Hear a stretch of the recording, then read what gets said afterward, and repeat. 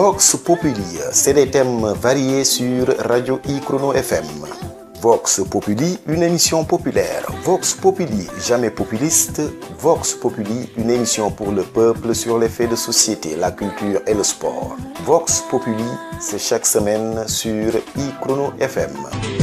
Votre radio I-Chrono FM est disponible sur Google Play et App Store.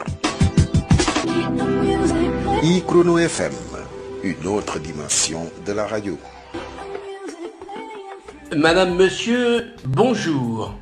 Voici une semaine, en adoptant sa nouvelle constitution, la Tunisie a rejoint le camp des autocrates en accordant les pleins pouvoirs à son actuel président, Kais Saied, si tant est d'ailleurs qu'il en avait bien besoin.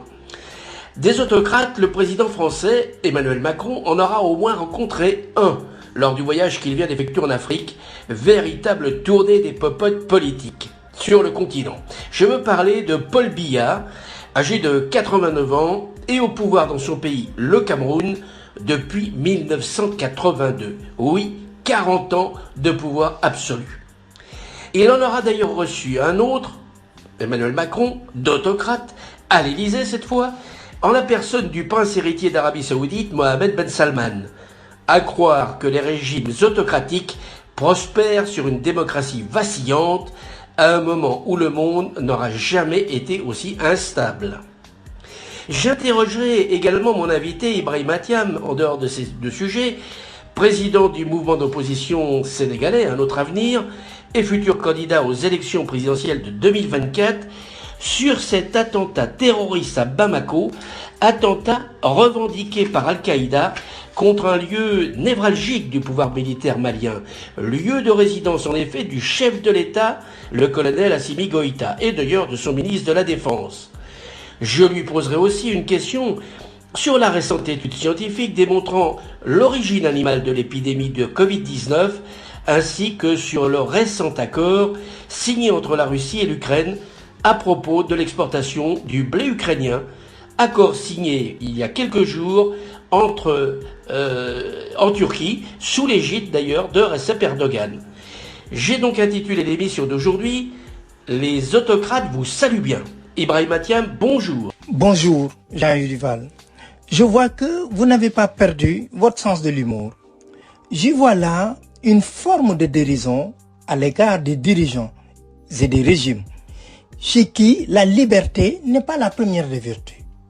Et vous avez raison, car l'autocratie, en ce mois de juillet 2022, ne cesse de gagner du terrain, comme si elle représentait une réponse à nos difficultés, ce qui est très loin d'être le cas.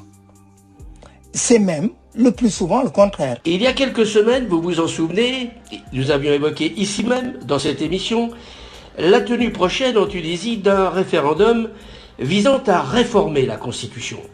Or, la consultation électorale a eu lieu ce dimanche. Et le résultat est d'ailleurs sans surprise. Le oui l'a emporté à près de 94%, sachant toutefois qu'il n'y a que 30% d'électeurs. Que vous inspire ce résultat qui donne encore plus de pouvoir au président Kais Saied? Vous l'avez dit vous-même, c'est sans surprise. Certes, le taux d'abstention est très élevé, mais c'est aujourd'hui courant dans toutes les consultations électorales à travers le monde. Kais Saied sort grand vainqueur de ce scrutin et voit ses pouvoirs renforcés, alors que ceux-ci étaient déjà immenses depuis son coup de force du 25 juillet 2021. Est-ce que vous ne redoutez pas que ce résultat enterre définitivement le processus démocratique et l'espoir qu'avait fait naître parmi les populations les printemps arabes de 2014? Malheureusement, oui. À cette époque, les instances indépendantes apparaissaient comme de véritables garde-fous. Je pense au Parlement, à la justice, aux médias, à l'organisation des élections, etc. Aujourd'hui, avec ce vote, c'est terminé. Et une phrase prononcée par une électrice dimanche dernier, au sortir de l'isoloir, résume parfaitement la situation. On ne craint pas une petite dictature pour nettoyer le pays. La même personne ajoutait, le peuple tunisien a déjà chassé un dictateur une fois. On pourra le refaire. Elle semble dire qu'une tyrannie n'est jamais durable. Or, les faits semblent prouver le contraire. Poutine au pouvoir depuis 20 ans, en Russie, le général Biya au Cameroun depuis 40 ans, sans oublier Erdogan en Turquie, Bachar el-Assad en Syrie et tant d'autres. Vous avez raison, Jean-Yves Duval. Autant en démocratie, on peut exprimer son mécontentement et changer de gouvernement pacifiquement à travers des élections libres. Autant, avec un système autoritaire, les choses sont plus compliquées, sauf à recourir à une révolution, une rébellion populaire. Et malheureusement, le coût est souvent élevé et se paie par le prix du sang. Les printemps arabes nous ont cependant montré que des changements radicaux pouvaient intervenir sans recourir à la violence systématique. Il n'empêche, ce scrutin de ce dimanche dernier ne renforce-t-il pas le camp des régimes autocratiques qui essaiment de plus en plus sur la planète, suivant en cela l'exemple donné par Vladimir Poutine en Russie? Est-ce que celui-ci ne fait pas de plus en plus d'émules en ce début du XXIe siècle? Voyez l'Afrique notamment, vous qui la connaissez bien, et toutes ces juntes militaires. Depuis plusieurs années, les démocraties apparaissent comme des régimes faibles et les peuples ont toujours respecté, je ne dis pas aimé, les pouvoirs forts, capables selon eux de résoudre les crises, ce que la démocratie est incapable de faire, balloter entre majorité au pouvoir et opposition. L'Amérique, depuis la Seconde Guerre mondiale, s'est efforcée d'exporter son modèle démocratique partout dans le monde, le présentant comme le meilleur système de gouvernement. Mais on a vu ses limites avec son échec au Vietnam, en Afghanistan et en Irak. Elle a donc perdu progressivement sa crédibilité, en même temps que son image de gendarme du monde s'éternit.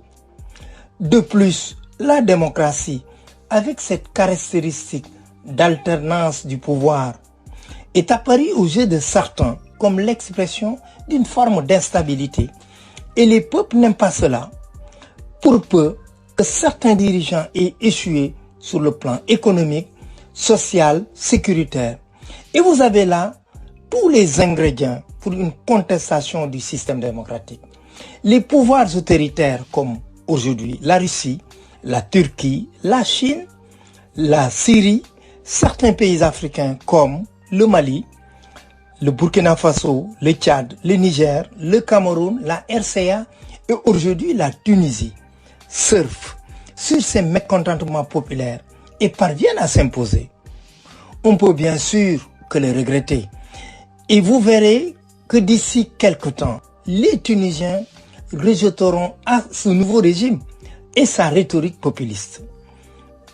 Mais regardez, même en Europe, où la Hongrie se met de plus en plus en marge de l'Union européenne, avec ses positions radicales, y compris antisémites. Un grand écrivain français avait dit en son temps que le XXe siècle serait religieux ou ne serait pas. Il n'avait pas tort. Et au XXIe siècle, on voit le retour des empires, de la force, avec des régimes autoritaires et l'affaiblissement des démocraties. Les hommes politiques doivent battre leur coude et se dire qu'ils ont une certaine responsabilité dans ce qui arrive aujourd'hui. Ce sont des dizaines d'années de mauvaise gestion et d'incompréhension des besoins de leur peuple qu'on paie aujourd'hui. Au Sénégal même, on entend actuellement une petite musique désagréable avec des mouvements et leurs leaders qui attisent plutôt la colère, l'exaspération des populations au lieu de prôner l'apaisement, l'union et la cohésion nationale. En proposant, comme je le suggère, des réformes audacieuses en matière de santé, d'éducation et de formation, de développement. Demain, dimanche, il va y avoir des élections législatives. Et je présume que Macky Sall les emportera. Mais sa victoire sera l'arbre qui cache la forêt. Je dirais que cela se fera l'effet d'un cautère sur une jambe de bois, car le fond des problèmes demeurera. Et de la même manière qu'en France, certains pronostiquent déjà la victoire du Rassemblement national lors des prochaines élections présidentielles de 2027. Qui peut prétendre que les extrémistes ne l'emporteront pas un jour au Sénégal, dans les 2 ans, plus exactement en 2024? C'est pour éviter ce risque, qui serait une véritable tragédie politique pour un pays qui apparaît comme le plus démocratique et le plus pacifique d'Afrique, que je me bats, que je propose une 3e voie entre un pouvoir présidentiel usé jusqu'à la corde et le PASTEF d'Ousmane Sonko, qui n'apporterait rien de bon à mon pays. Sinon, des larmes pour pleurer. Pour en revenir à la Tunisie et confirmer ce que vous venez de dire, il semble bien que les électeurs aient voulu renverser la table, en raison notamment du déclin économique du pays ces dernières années. En particulier, oui, c'est vrai. Et c'est ce que je vous disais. Comment voulez-vous ne pas réagir quand vous voyez votre jeunesse s'exiler à l'étranger en quête d'un avenir qu'on ne lui offre pas chez elle? Avec la chute de Ben Ali, les Tunisiens pensaient qu'avec la démocratie, ils vivraient une vie comme en Europe. Or, que s'est-il passé? Les salaires n'ont pas augmenté alors que le prix de la vie explosait. En particulier ces derniers mois, avec l'inflation et le coût des matières premières, comme le blé, le maïs, etc. La greffe démocratique n'a pas pris. Et aujourd'hui, nous assistons à un phénomène de rejet. Cette semaine, je le disais donc en présentant le sommaire de notre émission, le président Emmanuel Macron a effectué une tournée en Afrique, au Cameroun, au Bénin et en Guinée-Bissau. Alors qu'au même moment, Sergueï Lavrov, le ministre russe des Affaires étrangères, en faisait de même. Ne voit-on pas là 2 sortes de VRP qui tentent d'imposer leurs produits? L'un, la démocratie, l'autre, l'autocratie, et qui espèrent bien emporter le marché. Il y a un peu de cela à l'évidence. Vous avez la France qui espère reconquérir des territoires perdus sur le plan politique et économique, et de l'autre, une puissance qui espère gagner en Afrique des parts d'influence, notamment à travers des voix aux Nations Unies. En même temps que de vendre clé en main son système sécuritaire, la France met en avant ses 60 dernières années de relations diplomatiques, en essayant de faire oublier celle de la France-Afrique. Et la Russie, de son côté, retourne le couteau dans la plaie des Africains en rappelant la colonisation européenne, notamment française, et en rappelant qu'elle a été à leur côté au moment des indépendances. Et on a vu lors du vote à l'ONU concernant les sanctions contre la Russie que cela marchait, car sur les 51 pays africains, un grand nombre d'entre eux ont préféré s'abstenir. En fait, cette guerre en Ukraine ne les concerne pas, c'est un conflit européen et ils préfèrent ne pas prendre parti entre le camp occidental et le camp russe. On a vu en effet l'embarras du président Paul Biya au pouvoir depuis 40 ans au Cameroun, alors qu'il est âgé, je le disais, de 89 ans, et qui d'ailleurs se représentera peut-être lors de la prochaine présidentielle, c'est dire. Il est vrai, une question qui était posée lors d'une conférence de presse par un journaliste français, il est vrai qu'il vient de signer avec la Russie un accord de sécurité pour 5 ans. Comment ne l'aurait-il pas été au moment où il recevait le président français? Et sa gêne était visible. Il est vraiment des questions qui fâchent. Il aurait sûrement voulu éviter celle de votre consoeur de France Télévisions. Il est à noter que c'est la première visite d'Emmanuel Macron dans ces 3 pays africains depuis son élection en 2017. Quel signe faut-il y voir? Avec le Bénin, après que la France lui ait restitué un certain nombre d'objets d'art détournés au moment de la colonisation, le sujet du terrorisme au Sahel a dû être au centre des conversations entre les 2 chefs d'État. Car ce pays est de plus en plus concerné par cette question. Avec le Cameroun, Macron voulait sans doute doper les investissements français dans le domaine agricole suite au programme FARM lancé par l'Union européenne et l'Union africaine récemment. Pour ce qui est de la Guinée-Bissau, je vous précise que ce pays vient de prendre la présidence tournante de la CEDEAO. Et donc cette rencontre n'était pas inutile pour le chef d'État français. Mais j'imagine que dans ces trois pays, le problème de la grave crise alimentaire provoquée par la guerre en Ukraine a été sans aucun doute au menu des discussions entre les différents chefs d'État, sans oublier les questions sécuritaires que nous évoquions il y a un instant.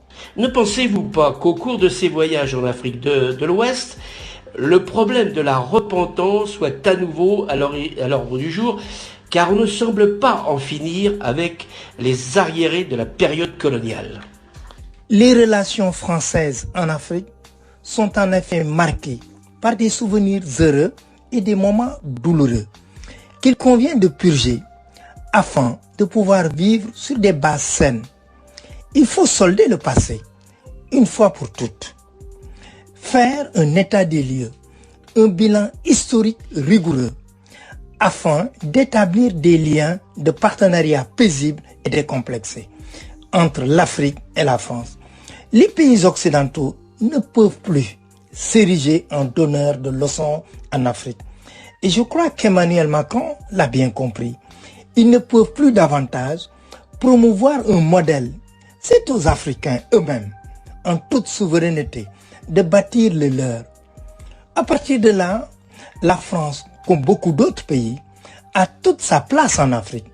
Elle peut jouer un rôle de partenaire essentiel et sera toujours la bienvenue sur le continent. Il faut cesser de dire que les Africains veulent mettre les Français dehors. C'est tout à fait faux. Voyez les Maliens qui ont une des plus fortes communautés africaines en France. Ils n'entendent pas se séparer de la France. Il ne faut pas confondre l'action des dirigeants, en l'occurrence une junte militaire, qui n'a aucune légitimité politique, et le peuple. Précisément, s'agissant du Mali, vous me tendez la perche. Nous avons appris en effet qu'il y a quelques jours, une attaque terroriste par des kamikazes avait eu lieu dans la ville garnison de Kati, située à une quinzaine de kilomètres seulement de Bamako. Or, il se trouve que ce camp est précisément le lieu de résidence de l'actuel chef de la junte, le colonel Assimi Goïta.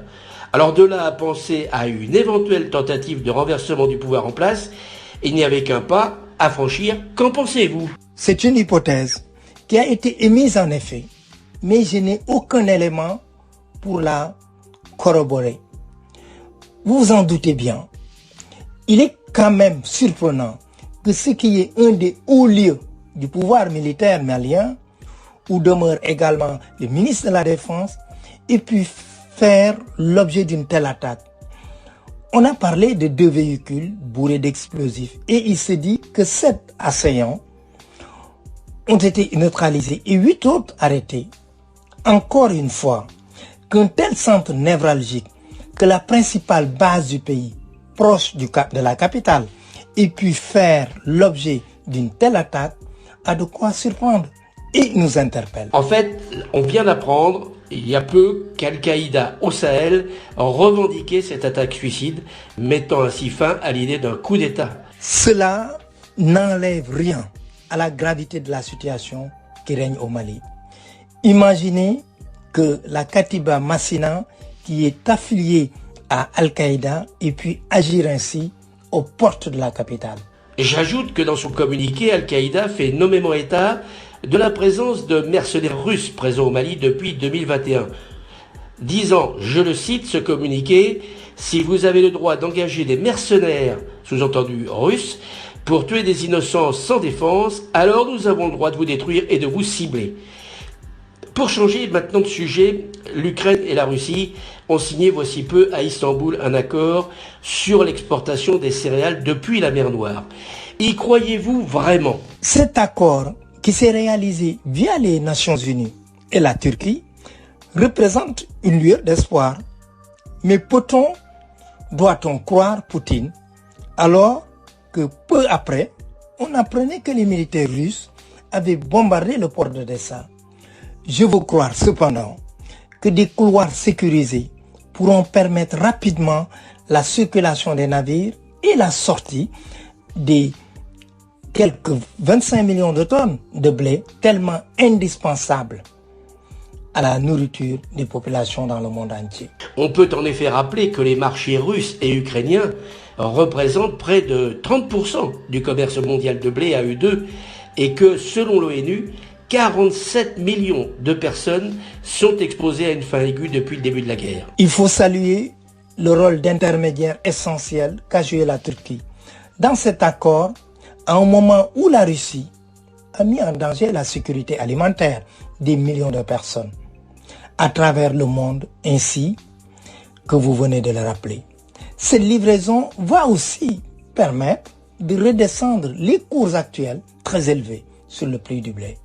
Il y a une quinzaine de jours, la France accueillait le président des Émirats Arabes Unis, Mohamed Ben Sayed. On en a parlé lors de notre émission précédente, qui est plus connu d'ailleurs celui-ci sous les initiales MBZ.